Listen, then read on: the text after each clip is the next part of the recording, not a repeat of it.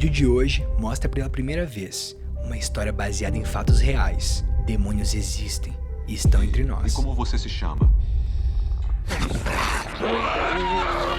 Eu sou Marcelo Patrola e seja muito bem-vindo. Já pensou ser possuído por um demônio quando ele entra dentro de sua casa?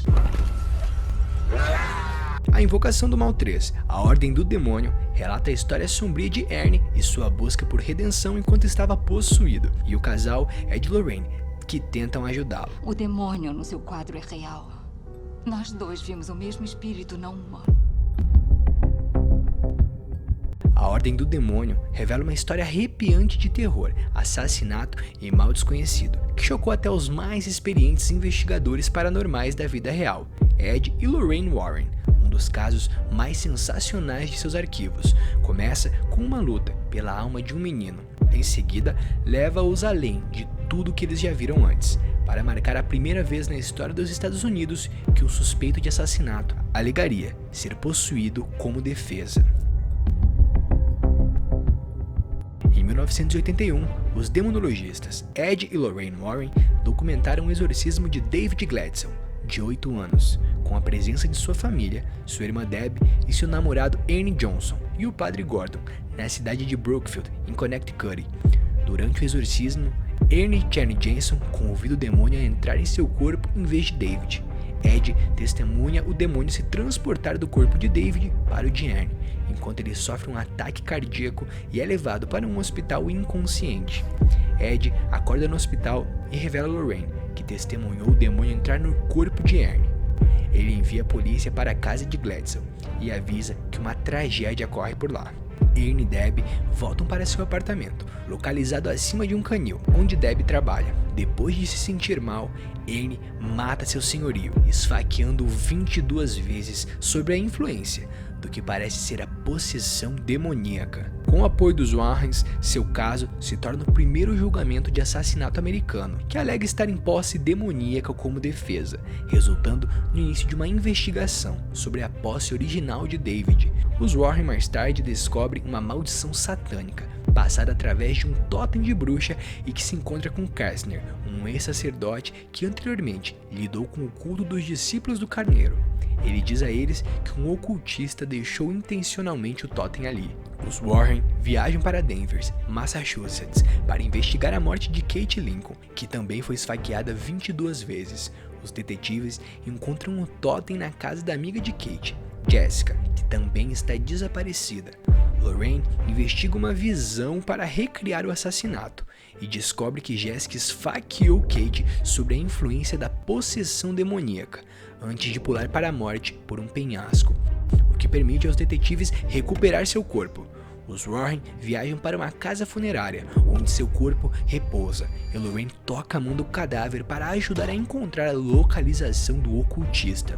Lorraine, em uma visão, testemunha o ocultista tentando fazer Ernie se matar, mas o impede bem a tempo. Lorraine então é ameaçada pelo ocultista e diz a Ed que a conexão funciona nos dois sentidos. Os Warren retornam para sua casa em Connecticut para investigar mais.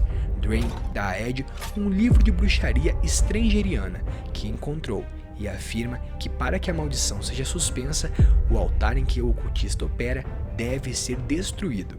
Quando eles percebem que Kate estudou na Universidade de Fairfield, eles começam a presumir que o ocultista está operando na área.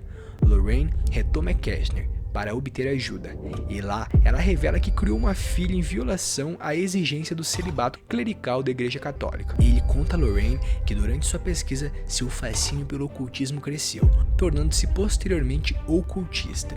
Kastner dá a Lorraine acesso aos túneis, onde ela localiza o altar e posteriormente o ocultista, que então o mata. Ed logo chega e encontra o caminho para os túneis através de um orifício de drenagem trancado, com uma marreta. Ele é brevemente possuído por um demônio e tenta matar Lorraine, mas ela o conta da primeira vez que eles se conheceram, lembrando então do seu amor. Ed recupera a consciência e destrói o altar, salvando a si mesmo, Lorraine e Ernie.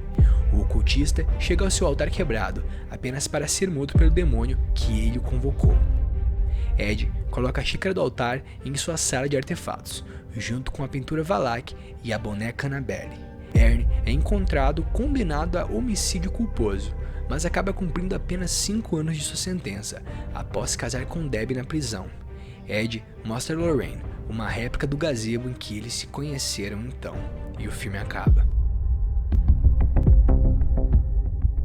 Como sabemos, os filmes de Invocação do Mal são baseados em histórias reais, vividas pelos personagens Ed e Lorraine, que na realidade são baseados em 2 investigadores paranormais que fizeram muita história no século XX. Esse caso em si surgiu por um fascínio da cultura pop, de quase 15 anos pelo ocultismo, alimentado por filmes como O Bebê de Rosemary e O Próprio Exorcista, e coincidiu com o surgimento de várias teorias da conspiração, conhecidas coletivamente como o Pânico Satânico dos anos de 1980. A história começa no verão de 1979, em Brookfield, Connecticut, uma pequena cidade suburbana que nunca viu um assassinato em seus 193 anos de história.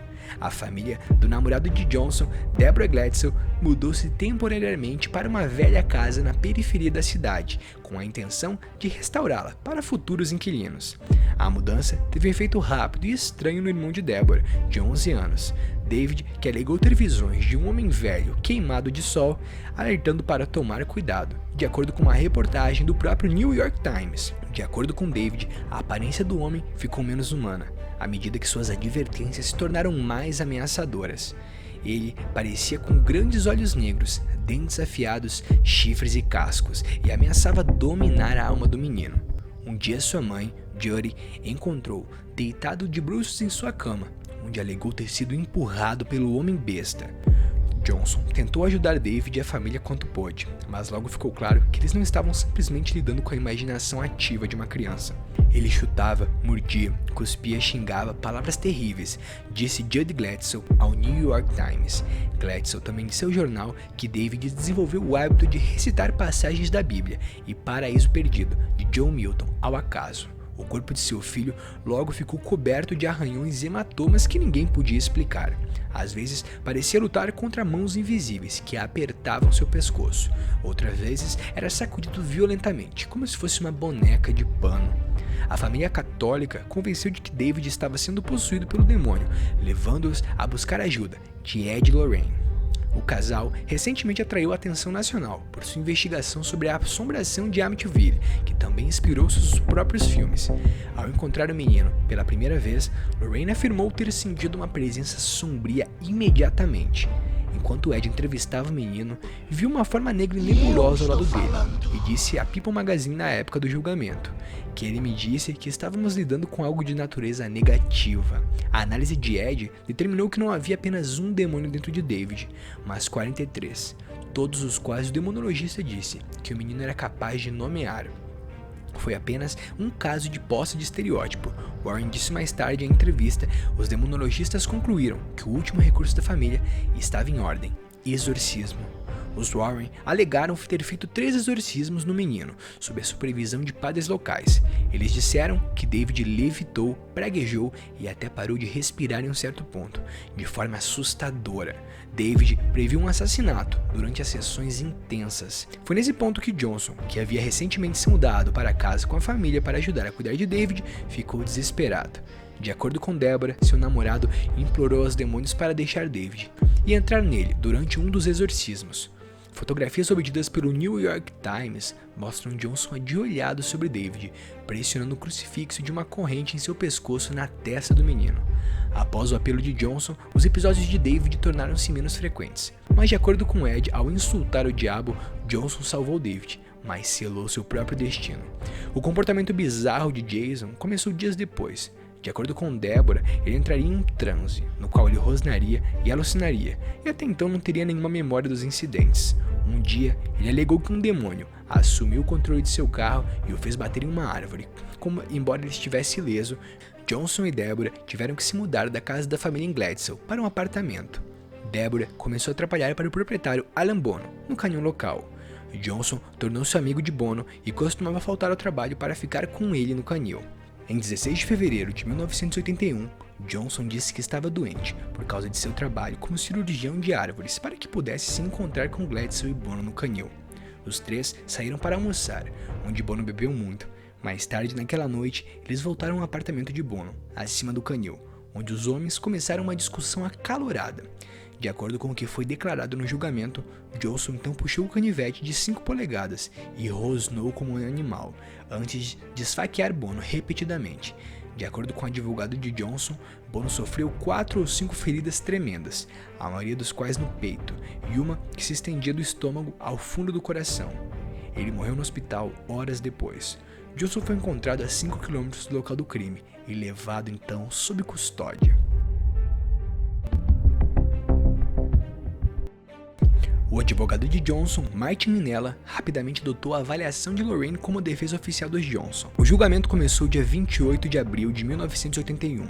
A Minella apresentou sua alegação de que Johnson não era culpado do assassinato, por ser posse de um demônio, levando a linha mais infame do julgamento.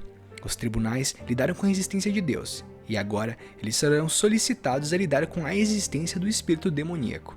O diabo se mostrou menos persuasivo para o júri. Johnson foi considerado culpado de assassinato em primeiro grau em 24 de novembro de 1981. Ele foi condenado a 10 a 20 anos de prisão, mas cumpriu apenas 5. Exorcismos acontecem a todo momento ao redor do mundo. Como sabemos, nem todos podem realizar um ritual de exorcismo, pois você tem que ser no mínimo competente para conseguir realizar tal ato. O exorcismo maior é um ritual litúrgico, em que a Igreja Católica pede, com a autoridade de Jesus Cristo, a libertação ou proteção de alguém, ou algo contra a ação do maligno do demônio.